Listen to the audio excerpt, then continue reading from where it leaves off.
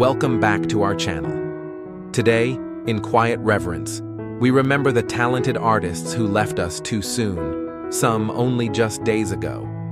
From the icons of Hollywood to rising stars, they each brought light to the world of entertainment, until they passed away suddenly. If you feel moved by their stories, we invite you to leave a like as a silent tribute in their memory. Thank you. Now, let us begin. Joe Marinelli, the beloved veteran actor known for his unforgettable role as Bunny Tagliati on Santa Barbara, has tragically passed away at the age of 68.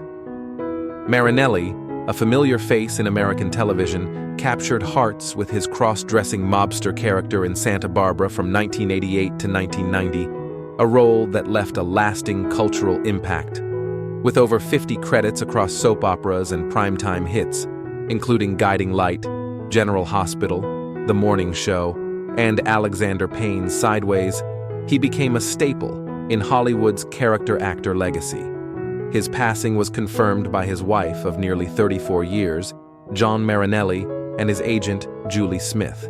Joe died on June 22nd in Burbank, California, after a quiet but courageous battle with stomach and throat cancer. Jean shared they never had a fight throughout their life together, a tender glimpse into the gentle spirit behind the screen. Before fame, Joe worked as a carpenter and studied at RADA in London. After Santa Barbara ended, he faced career uncertainty. But instead of fading, he launched a remarkable comeback. Casting directors loved his authenticity, and the next decade of his life became a redemption story, full of work, laughter, and purpose. Remembered as a veteran mentor and soulful storyteller, Joe Marinelli leaves behind a profound legacy. Actor Mark Duplass said they were spiritually aligned, while director Alexander Payne called him a heart as big as the ocean. His story lives on, through his art, and in the hearts of all who knew him. Rest in peace, Joe, an American legend who never stopped believing in people.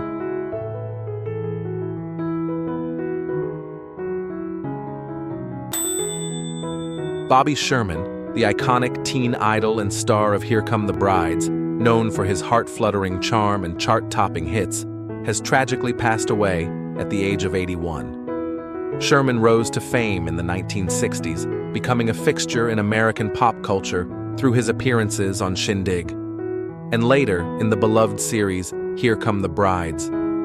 His soft voice and gentle spirit captured millions with hits like Little Woman, Julie, Do You Love Me, and Easy Come, Easy Go.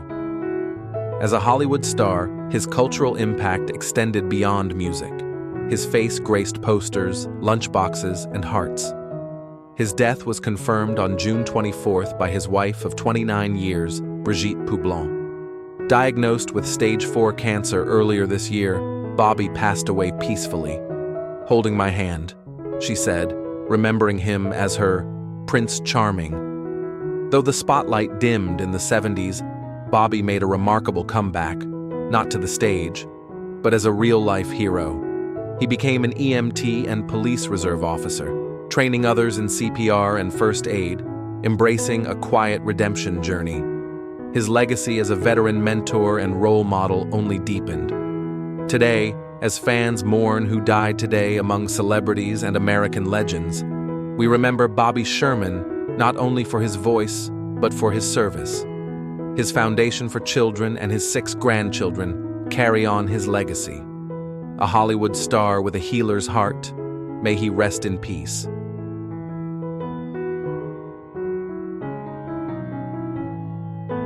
Bonjour, ici Serge Fiori et vous regardez Stingray Pass Play. Serge Fiori, the iconic Quebecois singer-songwriter and founder of the legendary rock group Harmonium, has tragically passed away at the age of 73.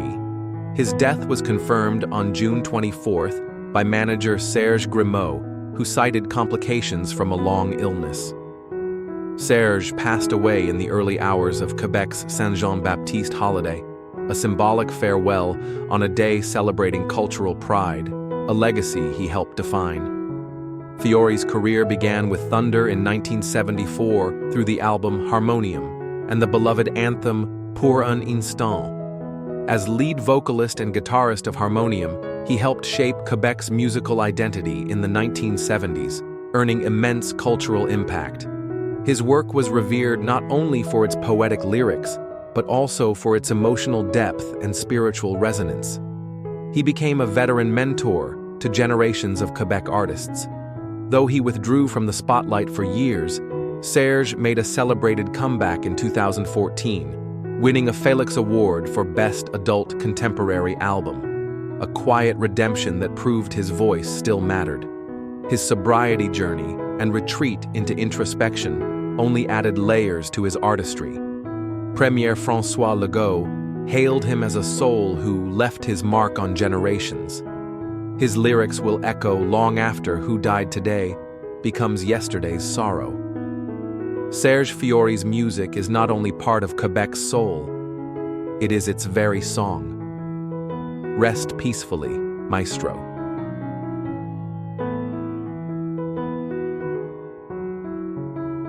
Lynn Hamilton, the iconic actress known for her dignified roles in Sanford and Son and the Waltons, has sadly passed away at the age of 95.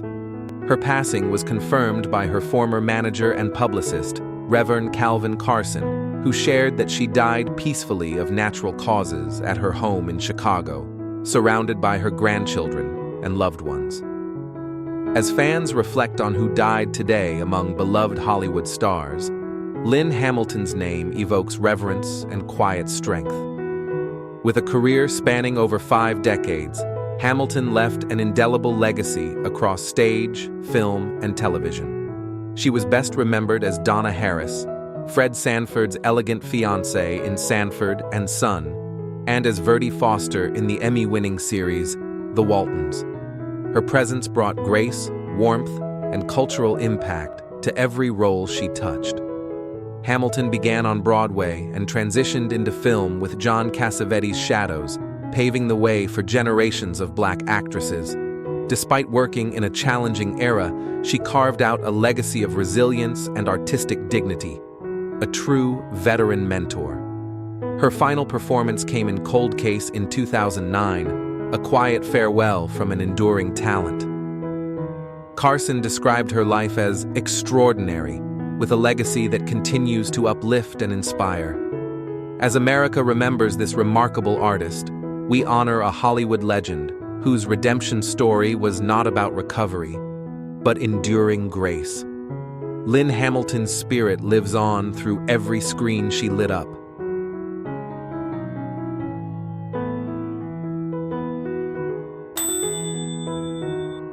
Jack Betts, the veteran character actor known for his roles in Spider-Man and One Life to Live, has sadly passed away at the age of 96.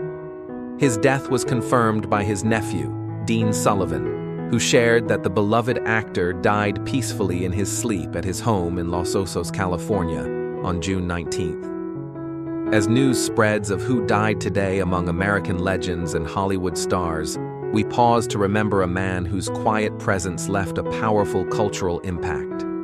Spanning over 6 decades, Betts's career stretched from Broadway's Richard III in 1953 to Sam Raimi's Spider-Man in 2002, where he portrayed Henry Balkin, the Oscorp executive vaporized by the Green Goblin.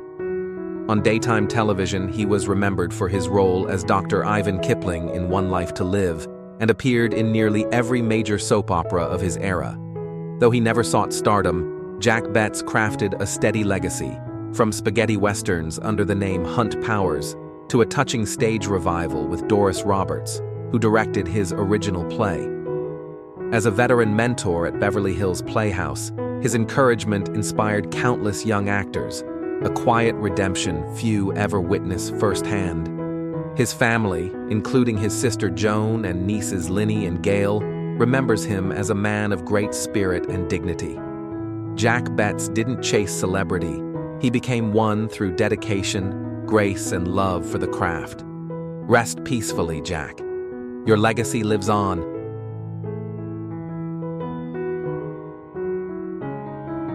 How would you like to be on Hee Haw? And I said, yeah, get out, you know.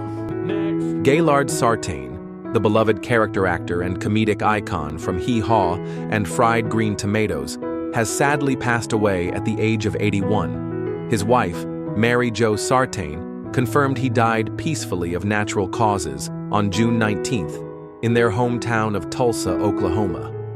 With a career spanning over 4 decades, Sartain carved a unique place in the hearts of millions. From his breakout as Dr. Mazeppa Pompazoidi to his unforgettable presence on Hee Haw for nearly 20 years, he brought joy and laughter into American homes. His film legacy includes standout roles in the Buddy Holly story, Mississippi Burning, The Outsiders, and the Ernest film series, cementing his cultural impact on both television and cinema. Sartain's journey began humbly as a cameraman in Tulsa, before transforming into a Hollywood star. Beyond acting, he explored painting and illustration, reflecting a creative spirit that touched every part of his life. Even after retiring in 2005, he remained a cherished figure among fans and peers. His wife fondly remarked, "Actually, he died of silliness," a tender tribute to his enduring humor. Remembered as a veteran mentor and a man of quiet strength, Sartain leaves behind a legacy rich in laughter and artistic brilliance. As the world mourns another American legend who died today, we celebrate his timeless legacy and the warmth he brought to generations. Rest in peace, Gailard Sartain. Your light will never fade.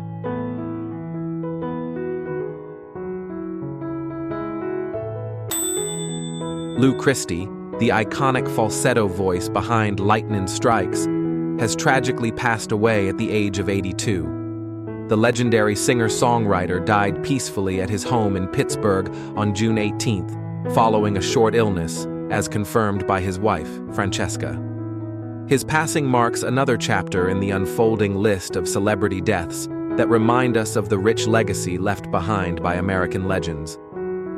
Born Luigi Alfredo Giovanni Sacco, Christie rose to fame in the early 1960s with chart-topping hits like The Gypsy Cried, Two Faces Have I, and the controversial but unforgettable Rhapsody in the Rain. His distinct falsetto defined an era, making him a standout among Hollywood stars and a staple of Dick Clark's caravan of stars. Christie's journey wasn't without struggle. Despite initial rejection from major labels, he and writing partner Twyla Herbert self-funded their iconic track Lightnin' Strikes, turning it into a #1 Billboard hit. This comeback story is part of what makes his legacy so inspiring. He continued to tour into his later years, sharing the stage with fellow Golden Boys like Frankie Avalon and Fabian. In remembering him, fans and peers alike celebrate a cultural impact that spanned generations. Lou Christie leaves behind his wife Francesca and daughter Bianca. Though his son Christopher passed in 2014, the music world remains forever touched by Lou's passion, resilience, and unmistakable sound.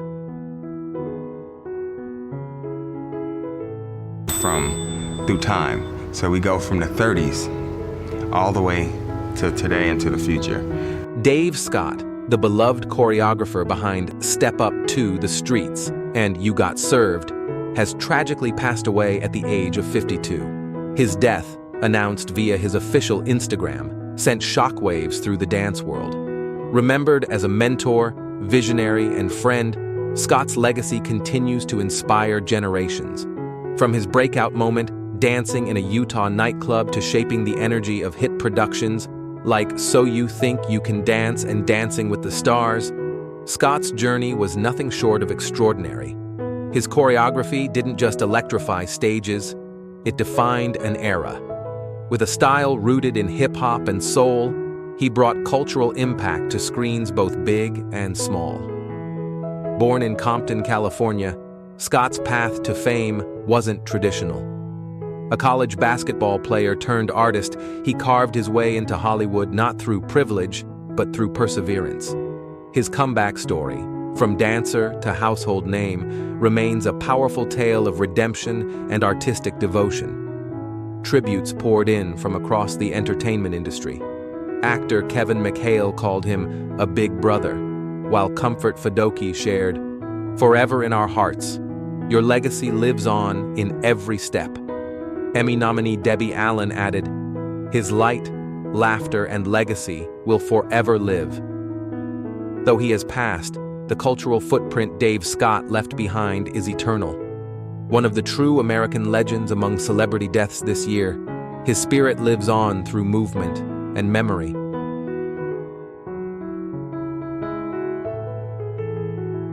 Picture, Horton Foote wrote the screenplay, Gregory Peck made, the lawyer. Harris Yulin, the veteran mentor and Broadway icon, known for unforgettable roles in Scarface, Ozark, and Frasier, has tragically passed away at the age of 87. Sadly, the beloved character actor died of cardiac arrest on June 10, 2025, in New York City. His family and manager confirmed the news, leaving the entertainment world mourning the loss of a true American legend. Over a career spanning more than 6 decades, Yulin built a powerful legacy across film, television, and the stage. He graced iconic projects such as Training Day, Clear and Present Danger, Ghostbusters 2, and Rush Hour 2. On television, he earned an Emmy nomination for Frasier and left a lasting cultural impact with 12 memorable episodes in Ozark. On Broadway, his work in Hedda Gabler, The Diary of Anne Frank, and as a director of The Trip to Bountiful, showcased a man of immense range and heart. Even in his later years, Yulin remained creatively driven, preparing for a new role in American classic before his passing. Director Michael Hoffman called him the beating heart of our show, a tribute to Yulin's quiet strength and artistic purity. As we reflect on who died today, Harris Yulin stands among Hollywood stars whose legacy endures. His life's work, marked by grace and generosity, will continue to inspire generations of storytellers and audiences alike.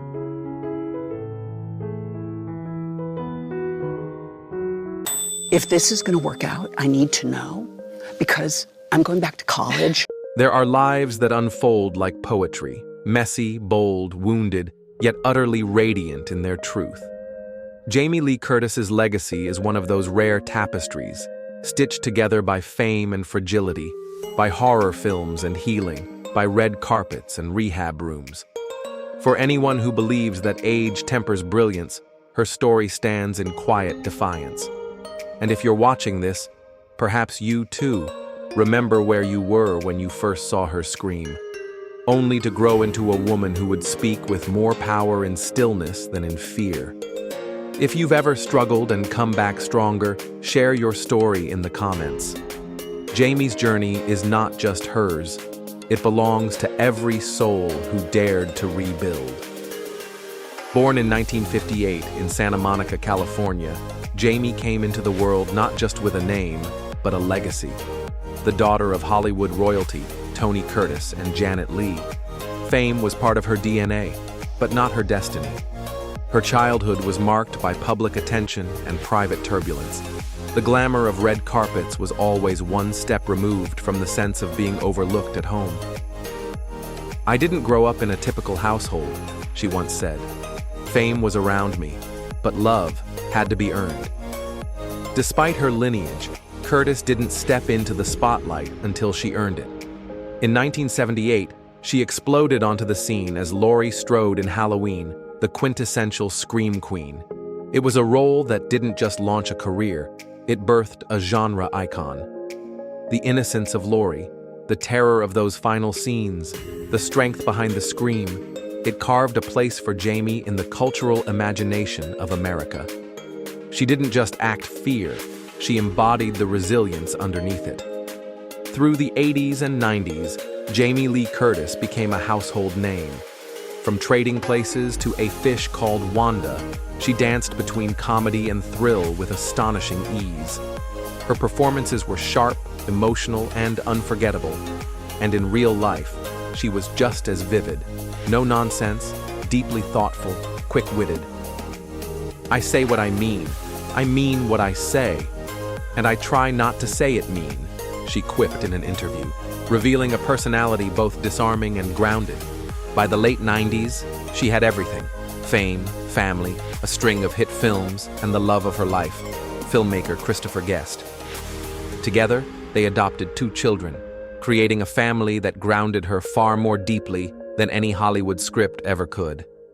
Her home in Pacific Palisades became her sanctuary, and her life seemed, at least from the outside, unshakable.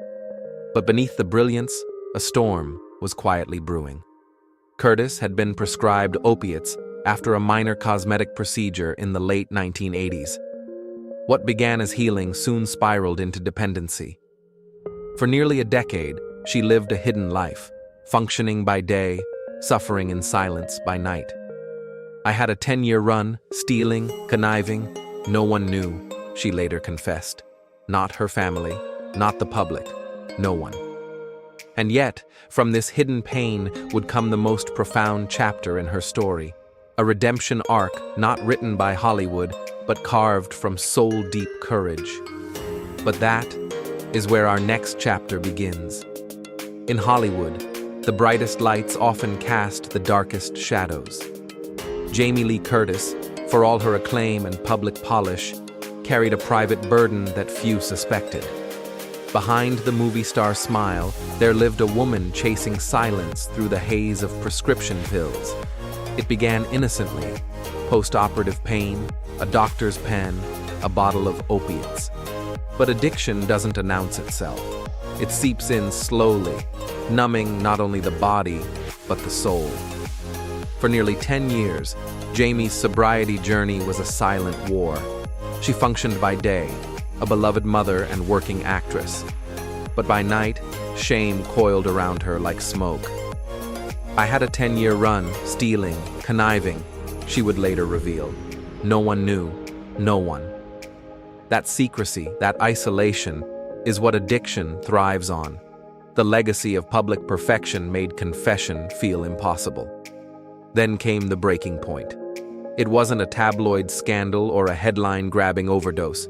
It was quieter and far more powerful. On February 3, 1999, she walked into her first recovery meeting.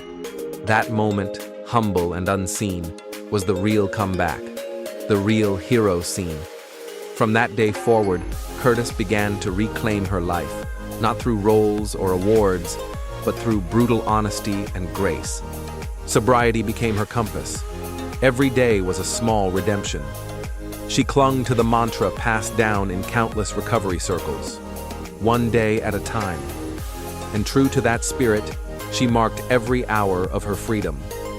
As of 2025, she's lived 26 years sober, 312 months, 9,498 days, and over 227,000 hours of self-earned peace. What makes her sobriety journey even more poignant is its timing. Around the time she chose life over addiction, she also faced unbearable personal loss, the death of her brother Nicholas from a heroin overdose at age 21. His absence was an unspoken ache and a warning. Jamie would later say that if fentanyl had been around then, she too would be gone. That clarity, that nearness to the abyss, sharpened her resolve. Sobriety wasn't just a personal victory, it became her shield, her offering, her way of honoring what had been lost. Through it all, her home in Pacific Palisades became more than a residence. It became a sacred space where healing met ritual. Each week, in a now-destroyed church in her neighborhood, she sat in the same chair during recovery meetings. That chair is gone now, lost to California's wildfires, as are much of the streets around it.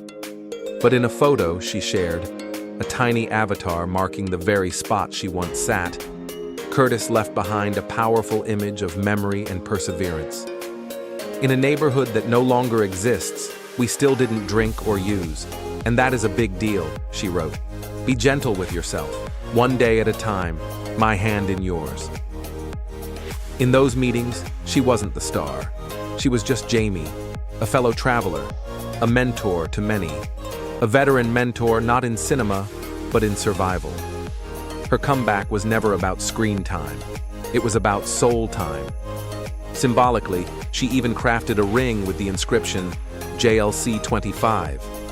Not a brand, not a logo, just a quiet celebration of enduring. She wore it not as a trophy, but as armor. A reminder that behind every red carpet moment lies a story of sweat, scars, and second chances. And it wasn't just about recovery, it was about reinvention, about using every fracture as a lens for light. In interviews, Jamie began to speak not only of addiction, but of aging, of authenticity, of letting go of people-pleasing. The greatest thing I learned in recovery is that people are not happy when you stop pleasing them, she said. It's like the greatest sage in the world came to me. She embraced her body, her wrinkles, her 65th birthday in a gym selfie, her love for Los Angeles, printed proudly across her shirt in simple words, "I love LA." These weren't just fashion choices. They were daily affirmations, expressions of a woman who no longer ran from mirrors. She mentored quietly, through books, through appearances, through being real. Her children's book, Just One More Sleep, wasn't just for kids. It was for every adult learning to be present. And her graphic novel, Mother Nature, a call to arms for environmental resilience, mirroring her personal one. "I joke about it," she said once, "but I'm going to die sooner than later, so I have things to do." That urgency wasn't morbid. It was electric. It gave her words weight, her choices clarity, her presence gravity. Curtis had become a cultural impact, not only through her roles, but through her resurrection. And so, from pills to pages, from screams to serenity, Jamie Lee Curtis forged a legacy far more enduring than any scream queen could dream. Her sobriety journey didn't just save her, it transformed her into something even more compelling than an icon. It made her human. Today, at 66, Jamie Lee Curtis is not slowing down. If anything, she's leaning in, toward purpose, presence, and projects that matter. After a challenging 2024, marked by loss and personal introspection, she enters 2025 not as a woman seeking a spotlight, but as a woman who has learned to walk calmly through both fire and fame. She still lives in Pacific Palisades, the same community that once hosted her weekly recovery meetings. The wildfires that tore through the area in recent years couldn't shake her roots. Her home is her harbor. It's where she writes, rests, and reflects. And it's also where she gets to simply be a wife, a mother, a woman who has survived and thrived. Professionally, Curtis is on a creative resurgence. She returns to the screen in Freakier Friday, the long-awaited sequel to her beloved body swap comedy with Lindsay Lohan. But this time, she brings more than star power. She brings wisdom. She also stars in The Sticky and The Last Showgirl, further proof that Hollywood still honors her as a vital voice in the industry. And then, there are the books. Just One More Sleep, her children's story about patience, has touched families across generations. Her graphic novel, Mother Nature champions environmental justice, mirroring the same inner resilience that defines her sobriety journey. These works aren't mere side projects, they're extensions of her voice, reaching young readers, old souls, and everyone in between. As a veteran mentor, Jamie continues to guide by example. She mentors quietly, through conversation, through vulnerability, through showing up, flaws and all. She doesn't preach, she invites. She shares her mistakes so others can feel less alone in theirs. And for anyone walking through addiction or aging or just uncertainty, her voice remains a beacon. Her health today is strong. She exercises not to sculpt, but to sustain. Her gym selfies at 65 were not vanity. They were victory laps. Her face shows the life she's lived, and she wears it without apology. "I say what I want to say. I mean what I say, and I try not to say it mean," she once said. A line so simple, and yet it reveals everything. The clarity of a woman who has come full circle. She still wears the ring engraved with JLC 25. She still carries the memory of that chair, long gone in a burned-out church. She still measures life not in awards, but in days earned, one at a time. And her mantra remains the same. Be gentle with yourself, one day at a time. my hand in yours. That gentleness, that strength, has become her true cultural impact. Jamie Lee Curtis's legacy is no longer tied to scream scenes or box office numbers. It's in the quiet comeback of a woman who chose truth over illusion, sobriety over secrecy, presence over performance. In a recent interview, she looked into the camera and said something that now echoes like a closing line in a film. We have to own who we are, be ourselves, and completely accept who we are and what we are not. That is her legacy. Not perfection, but ownership. Not control, but compassion. So if you ever see her walking through Los Angeles, maybe in that shirt that simply says, "I love LA," know that it's not a costume. It's a testimony. A woman who fell, who healed, and who came back. Not louder, but deeper. And maybe, just maybe, her greatest role wasn't in a movie. Maybe it was in the lives she's touched without even knowing. Maybe it's in yours. If this story moved you, if you believe in redemption, in comeback, in the quiet miracle of a life reclaimed, subscribe to this channel, leave a comment, share your legacy, because somewhere out there, someone needs your voice, just like we needed hers.